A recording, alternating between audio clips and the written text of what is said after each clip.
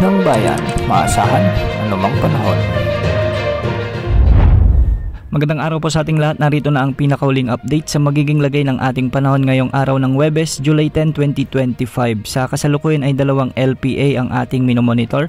Una rito ang LPA o yung remnant ng dating bagyong si Bising, at ngayon ay mababa naman ang tsansa na ito ay lumakas bilang bagyo.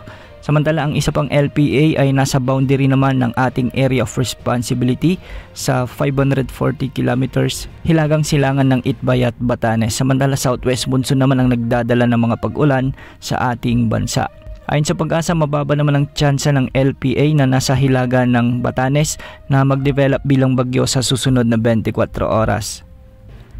Dahil nga sumiiral na habagat o southwest monsoon, ay asahan ang maulan na panahon sa Metro Manila, Batanes, Babuyan Island, sa may Zambales, Bataan, Cavite, Occidental Mindoro at ang Antique. Posible ang mga banta ng pagbaha at pagguho ng lupa sa mga sumusunod na lugar, lalo na kung may mga katamtaman at malalakas na pag-ulan. Samantala, southwest monsoon o habagat din ang magdadala ng maulap na kalangitan na may mga kalat-kalat na pagulan at thunderstorms sa buong Ilocos Region, Cordillera Administrative Region, sa may Negros Island Region, Zamboanga Peninsula, sa may Bay ARMM, sa may Sorsogon, ang nalalabing bahagi ng Mimaropa, ang nalalabing bahagi ng Western Visayas, sa may mainland Cagayan, Tarlac, Nueva Ecija, Pampanga, Bulacan, Batangas, Rizal at ang Laguna, kasama na ang Occidental Mindoro. Ang mga lugar na ito ay posible ring makaranas ng mga biglaang pagbaha o pagguho ng lupa kung may mga umiiral na katamtaman at minsan ay malalakas na pag-ulan. At para naman sa nalalabing bahagi ng ating kapuluan ay magiging bagyang maulap hanggang sa maulap ang mga papawirin na may mga isolated rain showers and thunderstorms. Dulot pa rin ito ng hanging habagat.